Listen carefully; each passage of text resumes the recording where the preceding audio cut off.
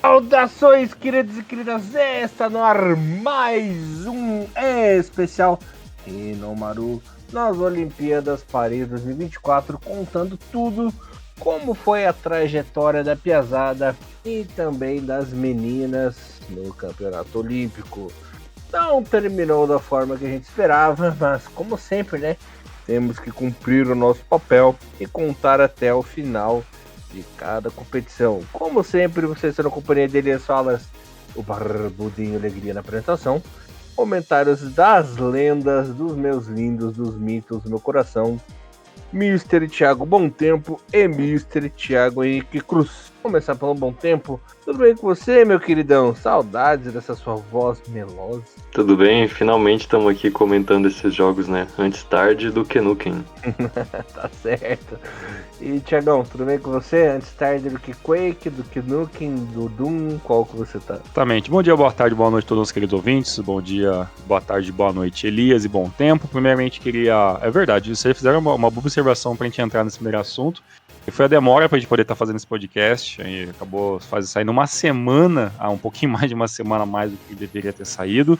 Agradeço a toda a galera que perguntou nos nossos grupos quando que sairia o nosso podcast.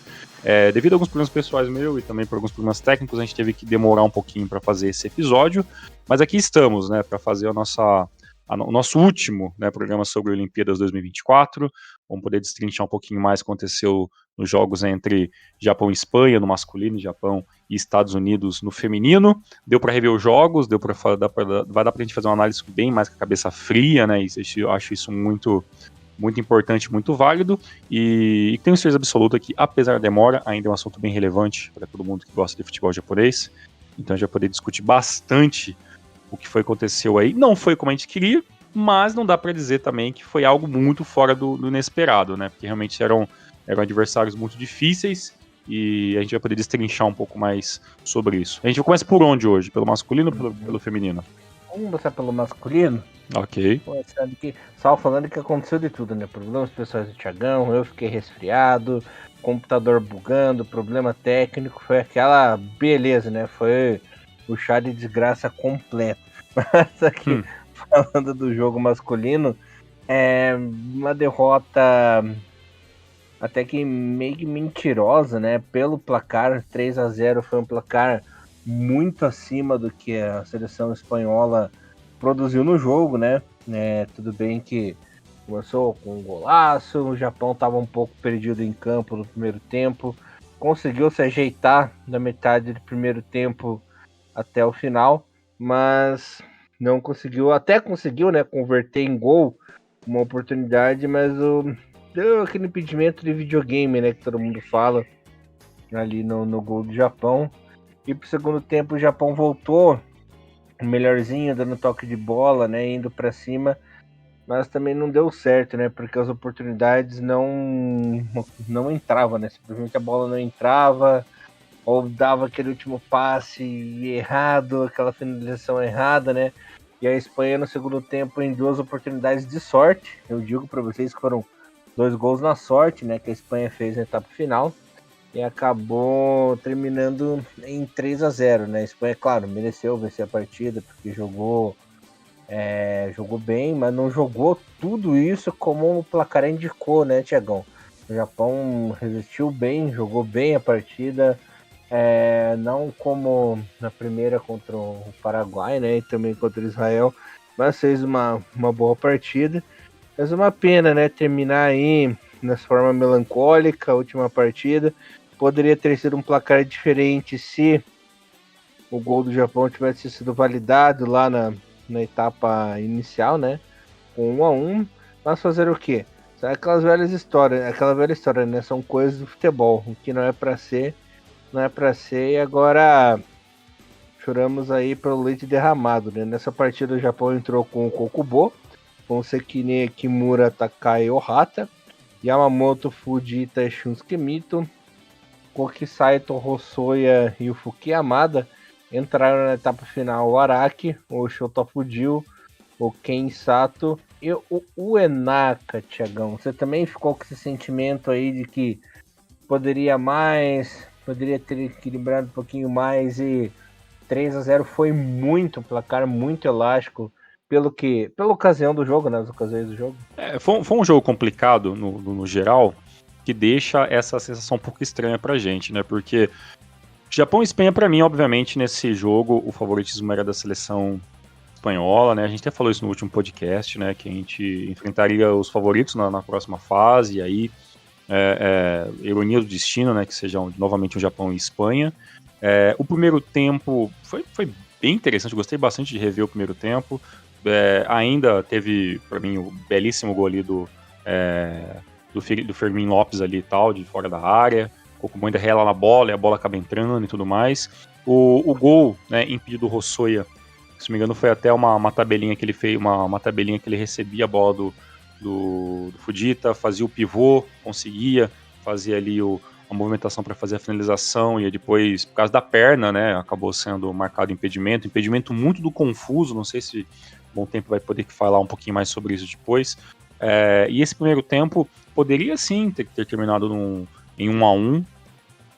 Acho que o Japão produziu bastante no primeiro tempo. Ainda no segundo tempo teve, se não me engano, foi no segundo tempo que teve as 2 bolas na trave, né, que também poderia ter feito diferença. Assim, uma das bolas, teve o cruzamento, né, de cabeça ali, que a bola acabou esbarrando na trave. Em qualquer outra situação, ainda mais foi na bola ainda da cabeçada do Mito, do Shusuke Mito, que acabou não entrando. Teve uma segunda bola na trave, e o Japão ele tentou produzir quando a Espanha deu espaço. Mas para mim esse jogo, independentemente daquilo que a gente for falar mais ou menos sobre ele, foi um jogo onde o Japão meio que acabou caindo um pouco na armadilha defensiva da equipe da Espanha. A Espanha conseguiu neutralizar muito bem o Japão na maioria das bolas. Essas bolas lançadas, talvez uma outra poderia ter entrado e ter feito a diferença. Mas a grande realidade é que, para mim, na minha visão, o Japão acabou não conseguindo produzir porque a Espanha não deixou que o Japão produzisse, né? E nas poucas chances que a gente teve, infelizmente, né, a bola não entrou. Se pelo menos, né, não tivesse o gol, né, o gol do Rossoya não tivesse sido impedido e uma das bolas atrás tivesse entrado, eu acho que um 3-2 seria até um placar até que eu aceitaria um pouco mais fácil, assim, mas o 3-0 foi bem complicado. Até o último gol, né, que aconteceu já era em torno de 86 do segundo tempo.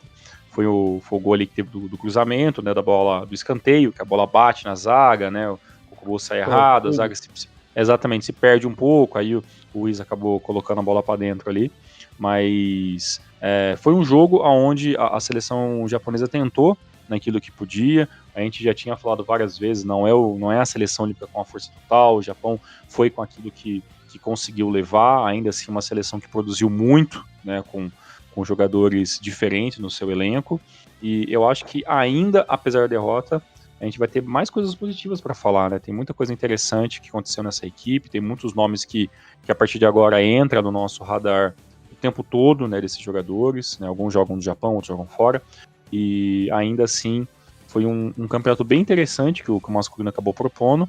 É uma pena, né, que, né, nesse jogo aí eliminatório nas partes de finais contra a Espanha, o Japão não conseguiu nem, né, pelo menos colocar um golzinho na rede, que eu acho que ter perdido de 0, talvez eu acho que é o negócio que mais me intriga mais, assim, porque o Japão não produziu o suficiente para tentar ganhar da Espanha, mas também teve chance de pelo menos ter entrado uma das bolas, mas infelizmente não era o dia dos Samurais Azuis, e infelizmente o placar acabou sendo 3-0, até muito mais, porque já nos 86 teve realmente uma lambança ali defensiva, e o Japão acabou, eu acho que foi a primeira lambança do Japão todo o campeonato, né? Não teve nada que eu me lembre, assim, nada que tenha escapado muito aos olhos, assim, nossa, esse lance foi, meu Deus, eu me lembro o Japão dos anos 90, né?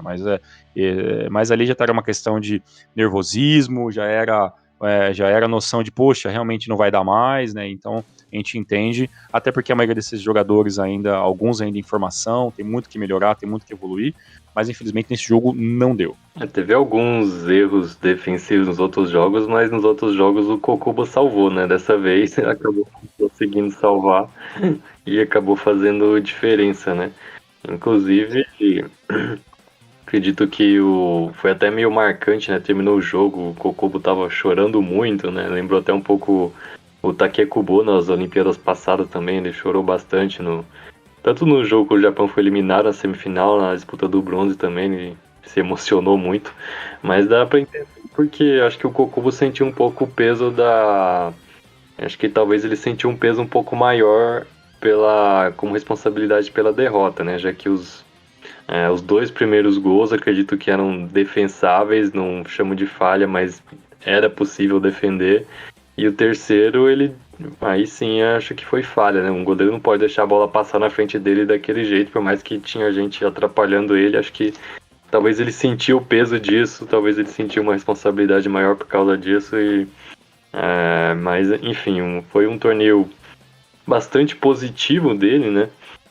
O Kokubo se destacou bastante nessa seleção desde o pré-olímpico. Acho que, no geral, foi uma imagem positiva desse time. Acho que até em questão de desempenho até superou a expectativa, né? Que o mínimo que a gente esperava era que pelo menos passasse de fase. Conseguiu isso, acabou perdendo, mas logo de primeira no mata-mata, mas pro time que foi medalha de ouro, né? Perdeu pro melhor, então. Quem sabe se não fosse pro outro cruzamento poderia ter ido mais longe. Como vocês falaram, 3-0, placar mentiroso, podia ter sido 3-2, podia ter sido 2-1. Enfim, até eu vi alguns japoneses comentando nas redes sociais falando que foi chamando de Hosoya no Ichimiri, ou 1 milímetro do Hosoya. É uma referência ao jogo da Copa de 2002, né, que teve aquele Mitoma no Ichimiri, né, 1 milímetro do Mitoma, que ele conseguiu fazer o cruzamento lá e a bola não saiu por 1 milímetro. Dessa vez eles falando que, apesar de que não foi milímetro, né? Foi alguns centímetros dessa vez, não foi tão pequeno assim, mas por alguns centímetros aquele impedimento lá, muito estranho, né? Aliás, até revendo, né, o lance depois, foi esquisito, porque no momento, uma fração de segundo antes do passe do Fujita, o Hosoya não estava impedido. No exato momento em que o Fujita faz o passe, o Hosoya ele firma o pé para se apoiar, né? Então aquela parte do calcanhar dele estava impedido, mesmo ele estando de costas para o zagueiro. E na fração de segundo seguinte, o zagueiro da Espanha coloca o pé para trás e o Rosário não estava mais impedido. Então, de todo o lance do gol, apenas durante uma fração de segundo ele estava impedido, e foi justamente na fração de segundo que o Fujita fez o passe. Então foi uma coisa assim inacreditável, né? De o VAR ter ido pescar esse lance aí. Mas também teve um lance bem estranho, que foi quando o zagueiro espanhol pisou no pé do Sekine dentro da área, né? Até verdade. arrancou a chuteira dele e o VAR nem fez de conta que não viu, né? Achei bem estranho isso aí também. Mas, enfim, acho que a Espanha fez por merecer a vitória, né? É claro, a gente tá comentando mais que o placar não diz o que foi o jogo, né? Inclusive, quando eu tava assistindo a final, o narrador, não lembro quem era mais, mas ele estava comentando sobre as campanhas dos times, aí ele mencionou a Espanha, que passeou contra o Japão nas quartas de final, fez 3-0. Deu pra ver, realmente ele não assistiu o jogo e nem buscou se informar sobre o que foi o jogo, né, pra falar que foi um passeio que foi tudo menos isso, né, foi um jogo extremamente disputado até o final, né, só no finalzinho mesmo que saiu o gol que matou o jogo mesmo. Mas a defesa japonesa vacilou nos dois gols nos três, na verdade, né? Mas nos dois gols do Fermín Lopes, que é o craque desse time da Espanha, né? Deixou ele com espaço para finalizar de fora da área nos dois lances, né? Então ele já tinha essa característica, né? De buscar a finalização, então deixar ele com espaço para chutar nos dois lances, aí foi um erro da defesa japonesa na minha opinião, mas enfim, no geral acho que deixou uma imagem positiva. Tô razoavelmente, agora, né, com a cabeça mais fria, razoavelmente satisfeito com o desempenho desse time, dado todas as circunstâncias de convocação e de cruzamento dos grupos e tal. Só uma coisa que é engraçado a gente comentar rapidamente é que ainda não chegamos naquele momento onde a gente vai ver que as pessoas não vão apenas ver o resultado, né? Porque se você olha depois de uma semana e ver a campanha e ver os resultados 3-0 Espanha contra o Japão, você realmente tem essa ideia, né? Putz, foi um jogo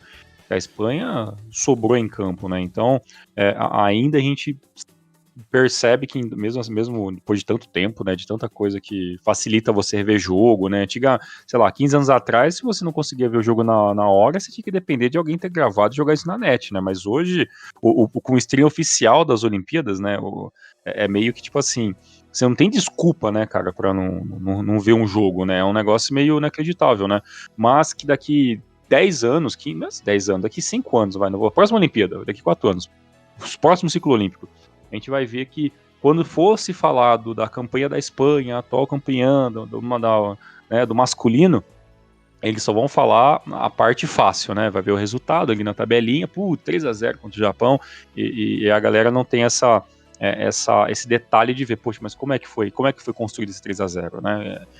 E infelizmente a gente sofre um pouco com isso, né? Eu falo isso como alguém que gosta de futebol japonês, que acompanha, que faz um trabalho sobre isso, que ainda existe uma certa preguiça, né, com essa galera que às vezes quer ver apenas o resultado, mas isso é um problema que a gente não vai resolver tão já. Mas quem está ouvindo esse podcast, né, quem acompanha o Hinomaru, quem acompanha Bom Tempo nas redes sociais, quem está no grupo do WhatsApp do Hinomaru, de passagem, é bom falar que a gente temos um grupo de WhatsApp, procurei aí na descrição, tem lá o grupo de resenhas e também tem o nosso canal oficial no WhatsApp, que é apenas notificações. Só não posso o jogo do Tigrinho lá no grupo. Exatamente, só não pode, isso aí, só não pode jogar de Tigrinho. Acontece o que aconteceu hoje. Né? Exatamente. Quem tá no grupo sabe desse pequeno detalhe do jogo de Tigrinho. Então, até para jogar jogo de Tigrinho, acredito que tem que ter uma certa lógica que muitas vezes a galera não tem em comentar jogos, né? Ou de comentar resultados, né? Que é um negócio muito, muito complicado. Mas a gente tem noção de que esse resultado ele foi realmente construído pela seleção da Espanha, boa parte dele, mas o 3-0 não reflete que foi muito, muito jogo. Até sinceramente, eu tenho certeza absoluta que se esse jogo fosse acontecer novamente, o Japão teria todas as chances do mundo de perder novamente, mas de um placar menor, de conseguir uns espaços, porque enquanto o Japão não conseguia absolutamente não trocar esses passes próximos da área, o Fujita foi lá com o Hossoi e conseguiu fazer isso no primeiro tempo, né? Então, e colocar o Hossoi numa situação de gol, que aí entra essa discussão do VAR, que é um negócio também que nem compensa a gente ficar batendo muito papo sobre isso, mas que é um negócio complicado, né? O VAR chama para algumas coisas e para as outras não chama, então, sabe, ainda a gente tá vendo, tá vivendo essa maturidade desse VAR, né? Que aqui é um jeito, na Europa é de um jeito, nas Olimpíadas de um jeito, na Copa do Mundo vai ser de outro jeito. O impedimento de novo, né? Então é muito difícil, cara, é muito difícil. Então, o jogador na hora do passe não tava, aí quando ele vai fazer um pé de apoio ele tá, e depois não tá mais, putz, é muito difícil, cara, é muito, muito complicado.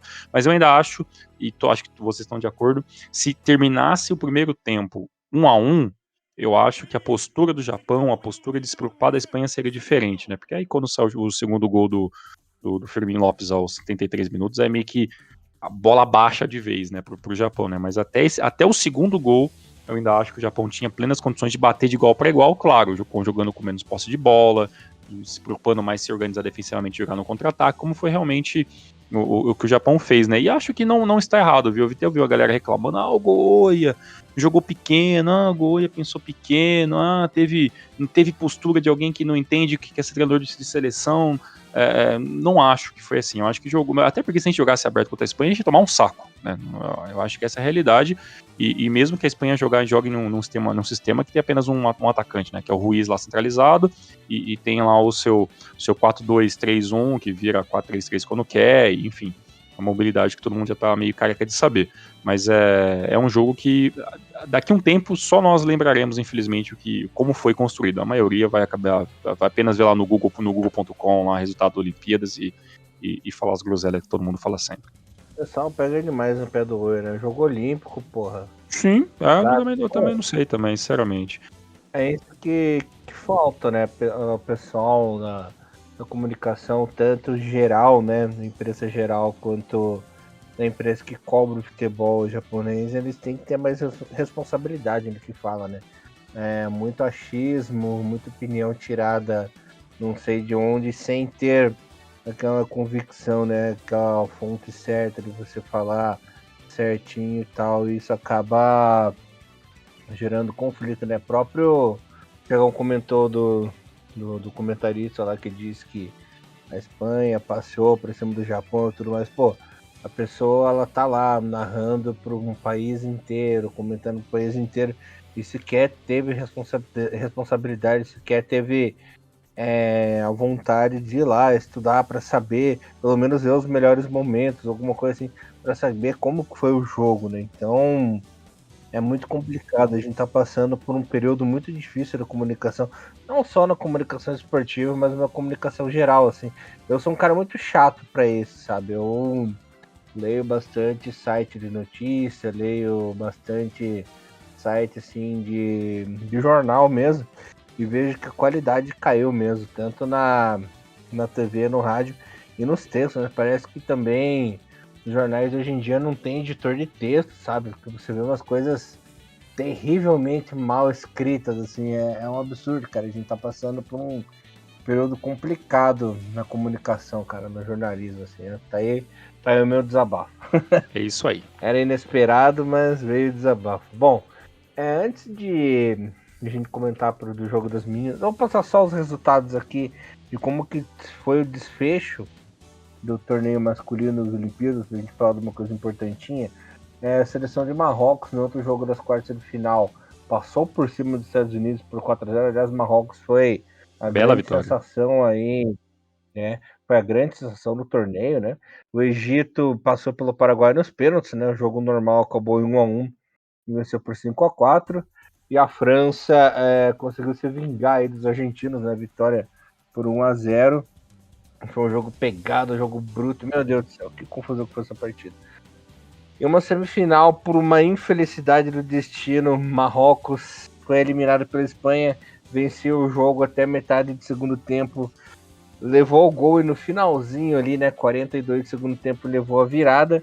No outro jogo, a França na prorrogação aí venceu a seleção do Egito por 3-1, e aí o passeio, né? Esse sim foi um passeio de verdade, galera. Na disputa do bronze, Marrocos meteu 6-0 para cima do Egito, né? Foi um massacre, foi uma coisa bizarra pro Egito, nem parece que entrou em campo, inclusive o Hakimi marcando um golaço de falta.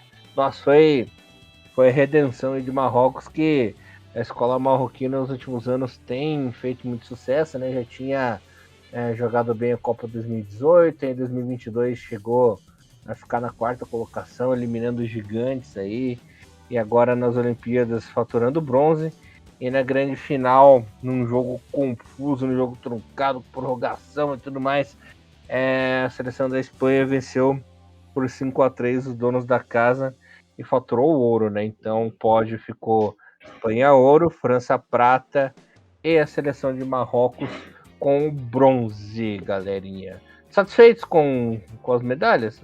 Queria que Marrocos fosse pelo menos prata, né? Mas fazer o quê? Eu acho que quando a gente falou um pouquinho com eram as equipes com mais chance de vitória, eu lembro que a gente falou alguma coisa sobre isso bem por cima. Eu lembro de ter colocado minhas fichas um pouco mais na Espanha, então eu acho que o ouro eu acertei. Mas eu imaginava talvez que a França poderia pôr ele para a final, mas estava esperando também alguma coisa da Argentina.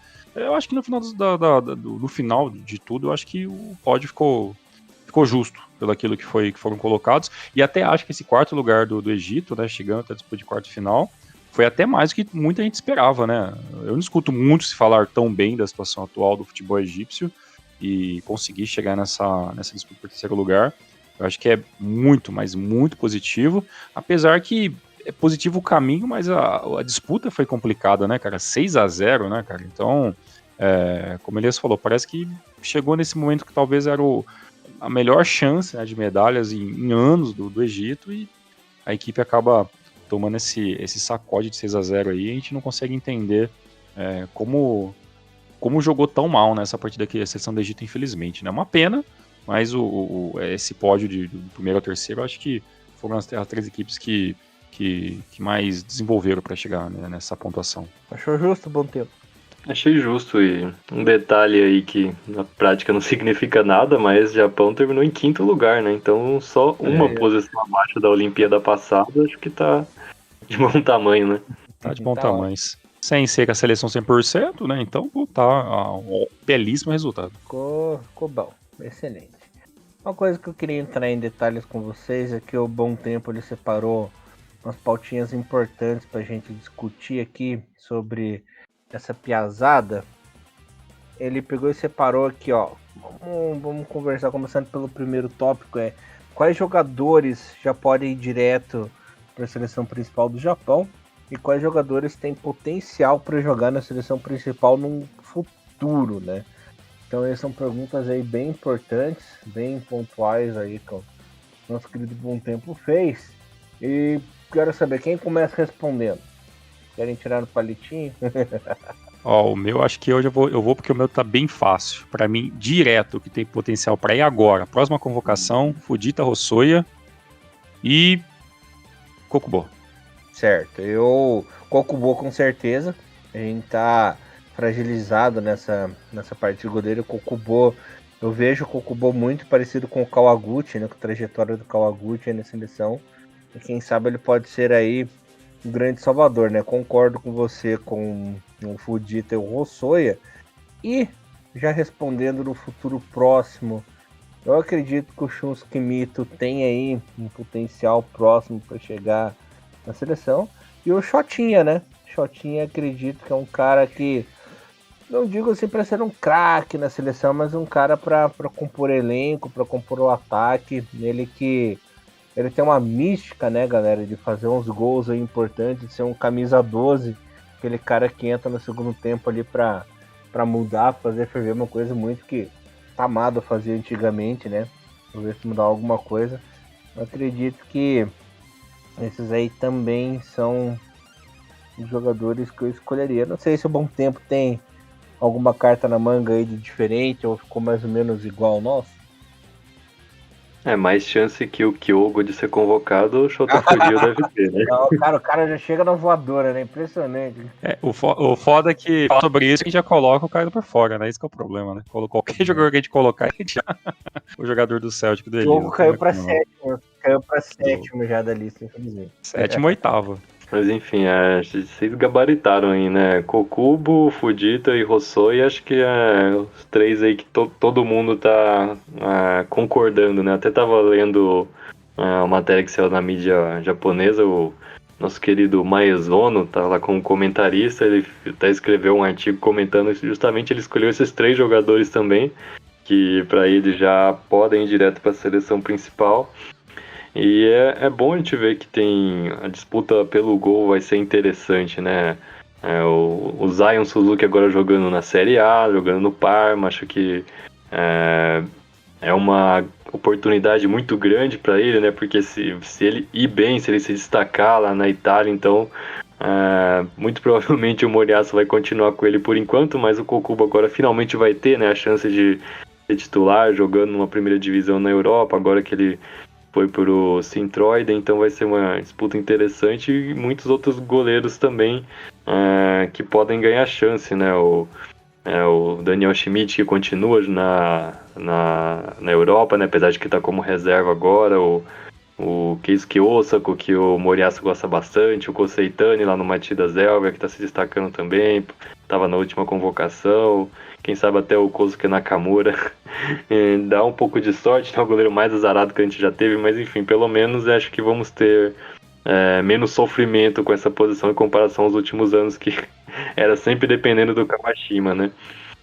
Mas Fujita é incontestável, né? O melhor jogador do Japão na Copa da Asa Sub-23, melhor jogador do Japão de novo agora nesse torneio olímpico.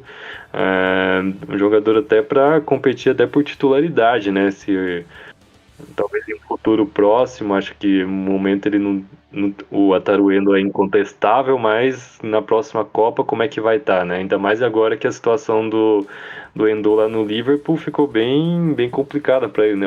Chegou o técnico novo lá, que não gosta do estilo dele, não quer usar um volante igual ele, então tá complicada a situação do Endo, né? A gente não sabe se ele vai mudar de time, se ele vai ficar no banco no Liverpool, então isso aí pode complicar a vida para ele, mas pelo menos a gente sabe que para o futuro a gente tem aí o Joel Tima Fujita que pode substituir muito bem e tem potencial até para ser melhor que o Endo, né? Já que não só faz esse trabalho defensivo tão bem pelo menos tem potencial para fazer tão bem quanto, mas também ele é um volante que é quase um camisa 10, né? Como o primeiro volante, pela influência que ele tem na criação de jogada, nesse passe final, né?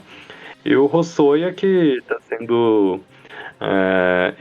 Aliás, até me surpreendeu nesse torneio olímpico, por quê? Porque a gente acompanha o Rossoio na J-League e ele não tá fazendo uma temporada boa no Caxias Reysol, né? Em comparação ao passado. Esse ano a temporada do Rossoio tá bem fraca até. E na seleção também, ele tava na Copa da Ásia e também não fez praticamente nada, né? Não foi tão bem assim na Copa da Ásia. Mas na seleção olímpica agora, no pré-olímpico também, né? Ele demorou até se encaixar no time, até mostrar, até ser decisivo em algum jogo, mas né, nesse torneio olímpico, essa função de centroavante, fazer o pivô, esse jogo mais físico, né, que se exige de um centroavante, ele fez muito bem. Às vezes vai olhar os números, mas só fez um gol. Mas acho que o mais importante é essa contribuição com o jogo coletivo, né? Acho que o mais importante, uma das maiores armas do Japão é esse jogo coletivo. E ter um centroavante com essas características é algo que falta no Japão, né? Atualmente tem o Ayase Ueda e os outros atacantes, o Asano, o Maeda, não tem muito essa característica, né? O próprio Kyogo, né? Que é um jogador completamente diferente, né? Não tem nem um pouco, né? Desse lado mais físico, né? Então é um jogador que mostrou, pelo menos nesse torneio olímpico, que nesse nível já pode ir sim ir para a seleção principal, mas acho que tem que mostrar um pouco mais pelo clube também, né? Isso ele tá devendo ainda esse ano. E entre os que podem, né, chegar na seleção no futuro, que mostram potencial para isso, para mim é o Kota Takai. Até eu vi comentários, né, do Keisuke Honda elogiando bastante ele. Acho que foi nesse último jogo agora. É um zagueiro que, apesar de ser muito novo ainda, né, ainda não dá para convocar ele agora ainda. Acho que ainda não está pronto. Ainda comete alguns erros, mas ele tem todos os atributos para um grande zagueiro, né? É alto, é forte, tem a qualidade no passe, enfim, todas as características que se exige né, de um bom zagueiro no Japão, ele tem. Então acredito que no futuro pode sim chegar nesse nível, né, de competir por uma vaga na seleção. Talvez demore um pouco, até porque zagueiro às vezes demora um pouco, né, para chegar nesse nível de maturidade, de confiança, de segurança.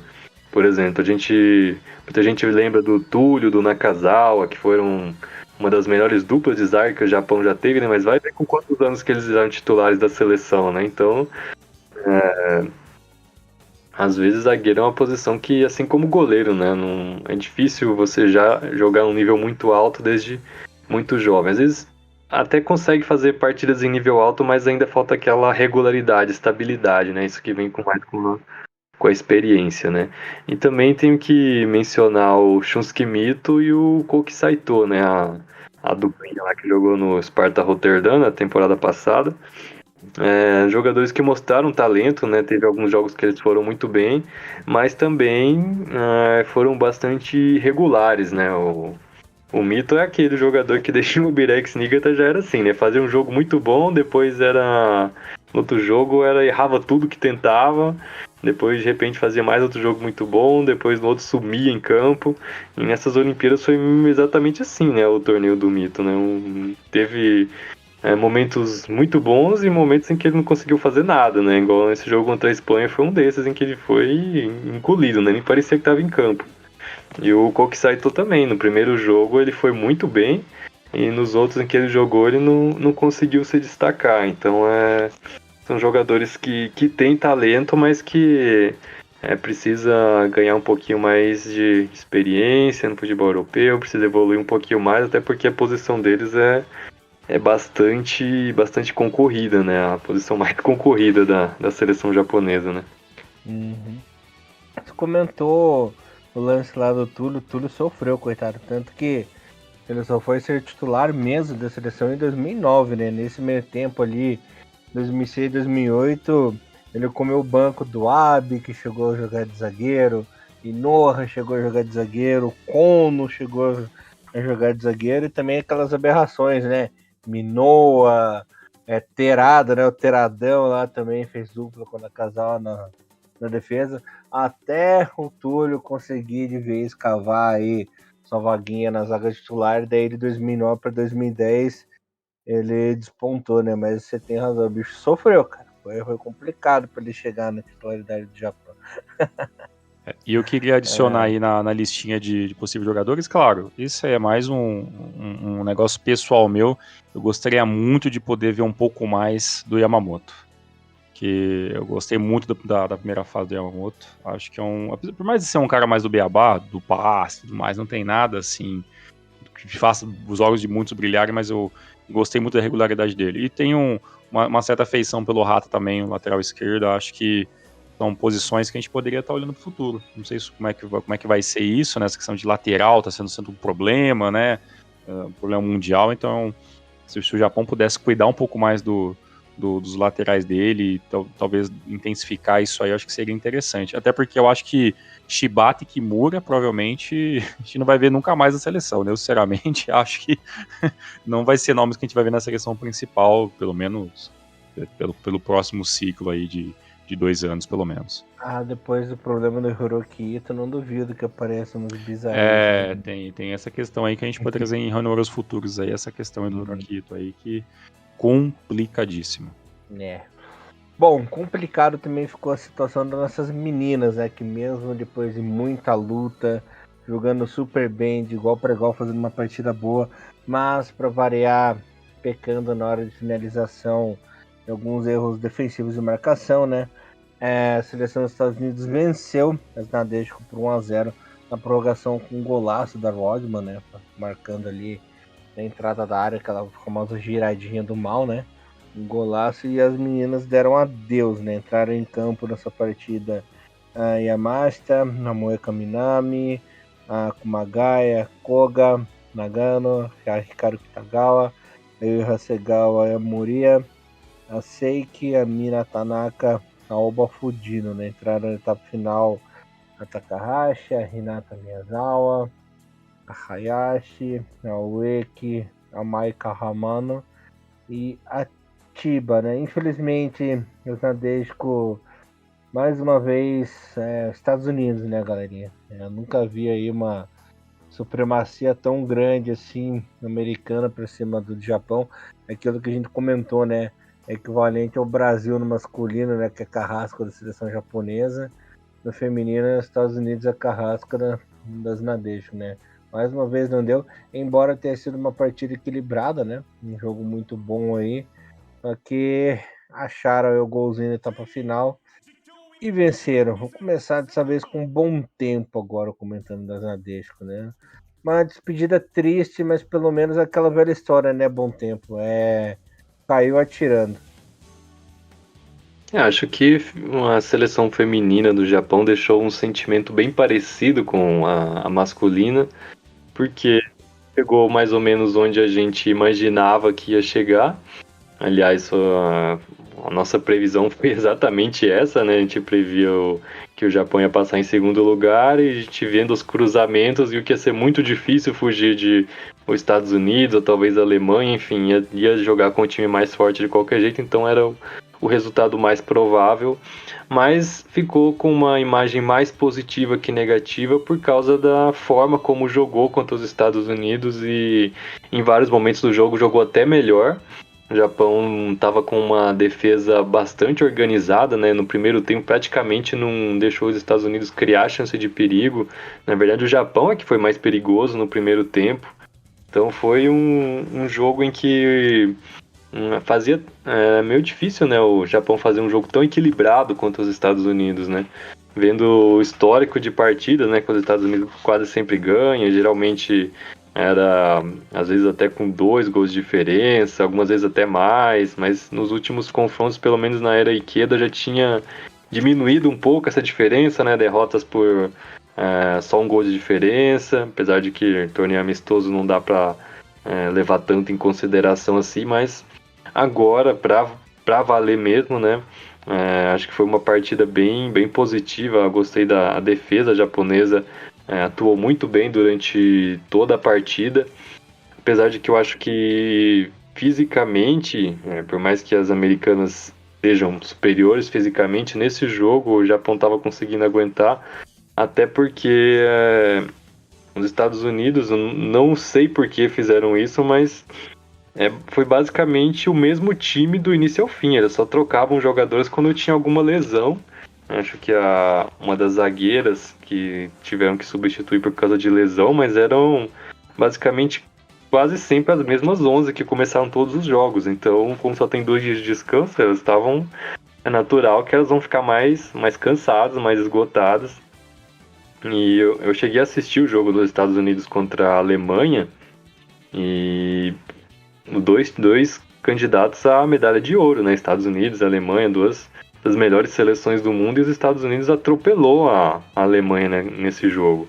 Principalmente o trio de ataque dos Estados Unidos, a Rodman na direita, e a Swanson e a Sophia Smith. Nossa, elas acabaram com o jogo. E tem também a Lavelle, meio-campista, que é muito talentosa também.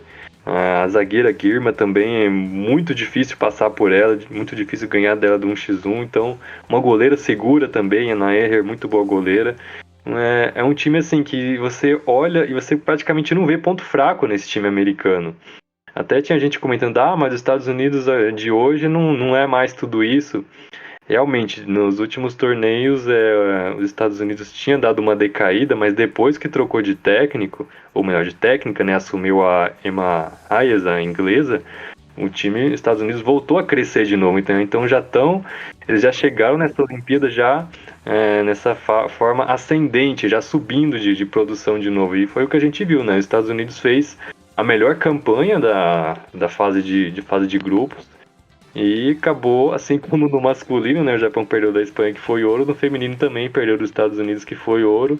Se tivesse, né, um pouco mais de sorte aí nos cruzamentos, né? Até poderia estar no lugar do Brasil, por exemplo, que o Brasil também conseguiu se superar, né? Depois de uma campanha quase caiu na primeira fase, né, teve muito perto de cair na primeira fase, conseguiu se salvar ali na Bacia das Almas, depois conseguiu ir passando pelo mata-mata, chegou e conquistou uma medalha de prata heróica. Fiquei muito feliz, né, por ver essa conquista do Brasil, né? Muita gente querendo diminuir, falando que perdeu como sempre, não sei o que, mas eu acho que pro Brasil tá de excelente tamanho essa medalha de prata, tem que ser comemorada, é uma conquista muito grande, né?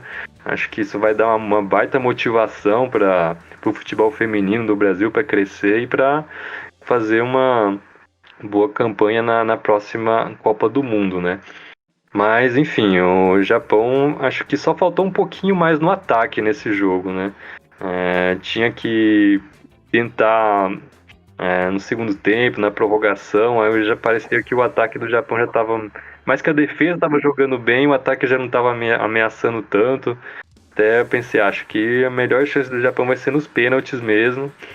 Tava até torcendo para ir para os pênaltis, porque o melhor que o Japão poderia fazer, acho que era mesmo do jeito que estava indo o jogo, né? Era segurar os Estados Unidos. Estava fazendo isso muito bem, mas aí até que a Rodman desequilibrou, né? Como grande jogadora que é.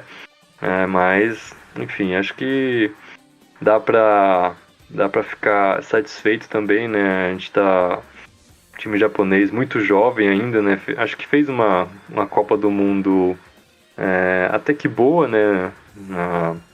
Ano passado, agora uma Olimpíada também com a gente viu um time que é promissor, né? Uma pena que a Tanikawa não estava disponível nesse jogo, né? Não foi nem relacionada. Eu vi um comentário lá do Ikeda sugerindo que ela tinha algum problema físico, por isso não pôde jogar. Até porque ela tem tudo para cima das jogadoras que faz a diferença, né? Poderia fazer a diferença nesse time, né? Acho que você vê tantas jogadoras jovens aí, muito jovens, né? Com muito talento, acho que dá para ficar mais tranquilo quanto ao futuro dessas Nadeshiko, né? Além da Tanikawa, a Hamano, né? Tem essas duas aí, tem potencial para serem as próximas estrelas do time. A Oba Fujino, Tokokoga também. Enfim, agora é esperar aí o próximo próximo ciclo, a continuação desse ciclo, né? Acho que continuando esse desenvolvimento, esse trabalho, acho que está sendo um trabalho bem feito do Ikeda. Tem logo aí também, né? Mundial Sub-17, Mundial Sub-20, para a gente ver novos talentos que podem entrar nesse time em breve aí. Acho que dá para ficar com boas expectativas aí pro futuro das Nadeshiko. Quem sabe essa geração consegue, daqui a alguns anos, voltar pro patamar de cima, né? De poder enfrentar essas seleções, Estados Unidos, Alemanha, bater de frente com elas, igual conseguiu nesse último jogo agora, e quem sabe ganhar, né? Tá faltando ganhar nos Estados Unidos, acabar com essa zica de quase nunca ganhar delas, né? Tem que acabar com a zica em tudo, né? Masculino e feminino, e saldo positivo, galera. Só um negócio que é muito, muito maluco, né? O pessoal falando sobre essa questão dos Estados Unidos. Os Estados Unidos não é mais o mesmo. Poxa, que queríamos nós não sermos mais os mesmos e ganhar de 1-0 todos os jogos e ser campeão, né? Então, a galera às vezes não tem. É isso que eu falo, assim, falta o tato, né? De você saber o que criticar. Estão ganhando. Daqui a pouco assim, mas estão ganhando só por 1-0. Então, é um negócio meio que absurdo. Esse jogo ainda. Tudo que se esperava, eu imaginava que o Japão ia perder uns 3-0. Só uma observação, Thiagão. E ainda bem que tá ganhando só de 1-0, que mostra que o futebol feminino evoluiu, né? Não existe Exatamente. Não existe mais aquelas sacoladas, aquele desequilíbrio que tinha entre as seleções, né? Exato. Não, uma coisa que eu vi muito dessa Olimpíada no campeonato feminino é o quanto evoluiu o futebol, né? Eu tava assistindo aqui, minha esposa assistiu todos os jogos que ela pôde de seleção masculina, da seleção feminina do Brasil, e eu assisti com ela os jogos também, eu assisti os jogos do Japão e tal. E assim, uma evolução incrível. Eu via as meninas fazendo lançamentos que há 4, 5, 6 anos atrás eu não via com tanta frequência. Assim, existe uma evolução. Nesse jogo, eu acho que 1-0 foi até positivo, né? Foi só de 1-0 contra uma seleção melhor do que a seleção japonesa. Para mim, de todas em campo, para mim, a Kitagawa, do torneio todo, para mim, é o jogador que mais me fez brilhar os olhos, assim, de questão de resultado, mostrando independente se vencendo ou não. Mas o futebol feminino está em plena evolução, e talvez a minha indignação, talvez, é de falar assim, será que o Japão vai conseguir seguir essa evolução para se manter, pelo menos entre as 6 principais seleções para daqui 5, 6 anos, sabe? É isso que eu fico às vezes me indagando sozinho, porque as mudanças que teve no futebol feminino japonês no momento, né, com o E-League e tudo mais, são frutos que a gente vai conseguir colher daqui 5, 6 anos, né, ou até daqui 10 anos, não sei. E enquanto isso, o futebol tá em plena evolução, né, como o Bom Tempo falou, né, a seleção americana foi com o elenco do primeiro ao último jogo, né, tirando algumas modificações, é um elenco muito sólido, né, se a gente for ver, quase nenhuma seleção conseguiu ter um elenco sólido do começo ao fim, né, se mudou muito, né, os elencos, mudou formações de algumas seleções, então o Brasil, um baita perrengue, ainda você escuta, mas a prata amarga, pô, vocês estão comparando, é um negócio que eu fico inacreditável, né, cara, vocês estão comparando o futebol americano, né, que as meninas jogam no college e tem bolsa e tudo mais, com o futebol brasileiro feminino, que eu vi, se não me engano, foi ano passado, 2022, que teve jogo do Paulista feminino, que não pôde ter jogo porque não tinha ambulância no estádio. Então, olha, entendeu? Olha olha quais são as pedras no caminho do futebol feminino brasileiro, e olha como está hoje o futebol feminino americano, entendeu? Que por muitas vezes enchia estádio muito mais do que masculino durante muito tempo, sabe? Então, é um esporte muito mais sólido lá, né? Então, sabe, é uma comparação da galera que finge, ó, vou falar pra vocês, eu não entendo nada de futebol feminino, quase não acompanho, e trazemos aqui no Rio Maru pessoas que acompanham mais do que a gente não tem problema nenhum falar isso. Né? Agora tem a galera que fica inventando, que acompanha, que sabe o que tá falando, não fala mais grosseria dessa, o Brasil, a prata amarga do Brasil, pô, sabe, vai ver um jogo, vamos ver um jogo do futebol feminino, e depois você vê um jogo do campeonato americano, pra você ver qualquer disparidade de tudo, cara, né, de elencos, de dinheiro envolvido, né. Pra ter time feminino que o Brasil, pelo menos aqui no Paraná, 3, 4 equipes se fundem para fazer um time só, para poder jogar campeonato, né? Uma coisa maluca, assim, uma diferença absurda dos Estados Unidos pro Brasil, assim. Então, Para conseguirem competir, imagina você ter que juntar 3, 4 times para fazer uma equipe só, pra você poder jogar um campeonato, sabe? Pra você poder jogar, sabe? Não, e outra, enquanto a galera tá preocupada se o Estados Unidos tá ganhando de 1-0 todo mundo, nós estamos ainda lutando por infraestrutura para essas garotas poderem jogar bola, para elas poderem ter os negócios, para poderem ter os equipamentos, e a gente está lutando ainda para ter ambulância em estádio, para o jogo poder acontecer. Então, sabe, por patrocínio, sabe? É muito de, sabe? É uma disparidade, cara, gigantesca, sabe? Então, essa prata do Brasil foi, pô, incrível. Eu jamais imaginaria que, vendo os jogos do Brasil da primeira fase, pô, o Brasil não vai passar nunca de fase, jamais vai conseguir chegar numa final. E chegou, entendeu? E perdeu também só de 1-0 também. Então, sabe, não sei, sabe?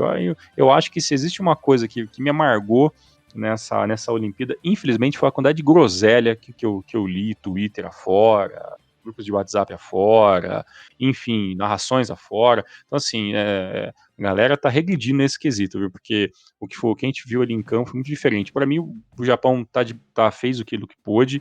Eu tô um pouco preocupado com a continuidade dessa seleção feminina, pela questão dos resultados. A última Copa, né, já deu uma balançada ali um pouco na questão da publicidade, que o público japonês falava sobre essa seleção. Agora, né, mais uma vez, infelizmente, não consegue chegar a poder lutar por medalha. Espero que a WE-League e todo o trabalho que o Japão está fazendo com o futebol feminino seja bem organizado para a gente poder ver esses frutos daqui a um tempo, né? Porque eu acho que existe um trabalho sério que está sendo feito ali. Só falta as coisas começarem a acontecer. E só do final da Olimpíada Feminina, eu não vou saber todos os nomes agora, mas eu vi que teve 2 ou 3 jogadoras que já foram anunciadas pelo Manchester City, outras equipes. Então, assim, existe todo o mercado se olhando para o futebol feminino japonês, né? E querendo trazer essas garotas para jogar em grandes equipes, né? Então, assim, existe qualidade ali. Se não tivesse qualidade, nessas equipes não estariam trazendo essas jogadoras. Então, eu acho que é nessa parte que eu espero que esteja fazendo um trabalho decente para que essas jogadoras que estão saindo cada vez mais cedo, elas consigam depois ter continuidade nesses clubes e elas poderem trazer os resultados para o futebol dentro das suas seleções, que eu acho que é uma coisa que é muito importante, né? Até porque a seleção feminina é campeã mundial, né? Então é um peso que elas têm que carregar e, obviamente, uma pressão a mais de se manter no topo do futebol feminino. Uhum.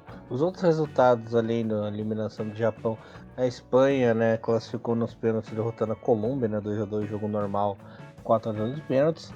A Alemanha passou pelo Canadá, né, 0-0 tempo normal, 4-2 nos pênaltis. Aí, nas semifinais, o Brasil derrotou a seleção francesa por 1-0, né, jogo épico. Estados Unidos derrotou a Alemanha por 1-0. Depois, Brasil, num jogo heróico, derrotou a seleção da Espanha por 4-2. E a Espanha disputou a medalha de bronze aí contra a seleção da Alemanha e perdeu. A Espanha, que tanto se exibiu, acabou ficando sem medalha, né? Que ficou em terceiro foi a Alemanha. E na grande final, como o Thiagão citou, vitória dos Estados Unidos por 1-0, né? Então, um pódio ficou Estados Unidos, ouro, Brasil, prata e Alemanha com o bronze. Galerinha, passando a régua aqui, mais alguma coisinha que vocês querem falar? É só complementando aí o que o Thiagão falou do Manchester City, né? O Manchester City feminino contratou nada menos que 3 japonesas, né? Nessa janela, né?